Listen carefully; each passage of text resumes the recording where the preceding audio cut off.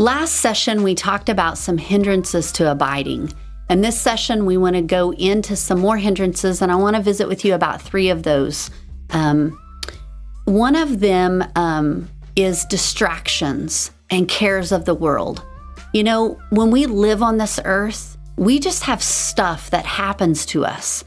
It's nothing sometimes that we can even help. Maybe it's with our finances or our kids or our spouse or our job. And, you know, sometimes it's not even bad distractions. Sometimes it's good distractions. Maybe remodeling a house or having a baby or getting a job promotion and having changes there.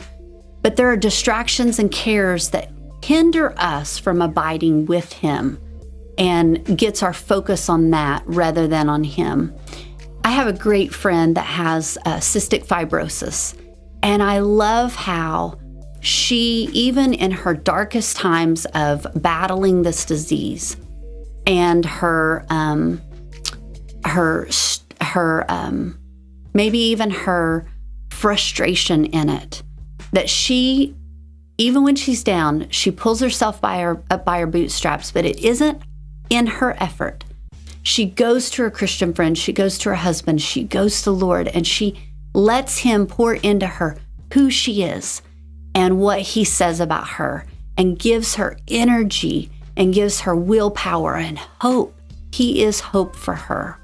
And so we want to be sure that distractions and cares of the world don't become a hindrance to spending time with the Lord in our own lives. The second one I want to talk about is offense. And you know, there are people that offend us. If we breathe air, we're going to get hurt.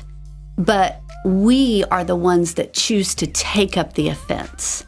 When they hurt us, we can say, no, I'm not going to take that offense. I'm going to let that go. I'm going to forgive quickly. But then there are people that just, you know, they want to be mean. And then there are most people don't want to. Most people don't want to hurt people, but it happens. And so even though offense knocks on the door of everyone's life, it's our choice whether to open up that door and take in that offense and wear it and keep it, or whether to release it, to leave the door shut and say, I'm not going there. That wasn't towards me or for me. This is what God says about me. And instead we go to Him and we spend time with Him and let Him sow that life-giving seed into us.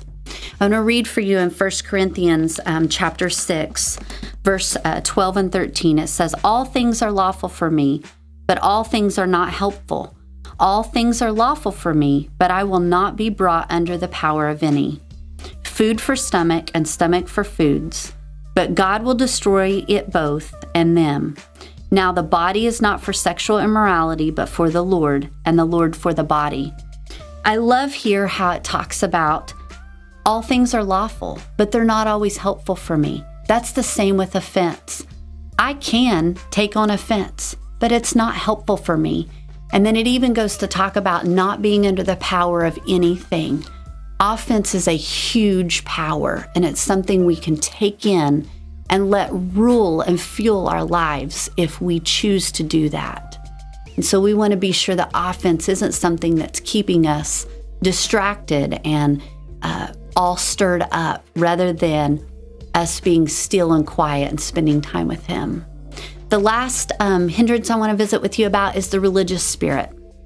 You know, when Jesus was here on earth, He came and waged war on sin, sickness, and disease. But His greatest adversary here on earth, and I think it still continues, is the religious spirit. The religious spirit is when we look at self-centeredness versus self-surrender. When we put our focus on ourself rather than on Him and surrendering ourselves to Him. Through humility and then intimacy comes surrender. And so I want to read for you out of Matthew 5, verse 20. And it says, for I say to you that unless your righteousness exceeds the righteousness of the scribes and Pharisees, you will by no means enter the kingdom of heaven. He's not talking here that he wants you to do better than the Pharisees. He wants you to realize that that was self-righteousness. And the only true righteousness that comes and produces fruit is from him through you. And so no matter what their outer actions might have been, God looks at the heart, and that's where righteousness is a byproduct after spending time and having a heart after God and spending time with him. So as you go into your discussion, I want you to ask the Lord, what hindrances are in my life that keep me from spending time with you?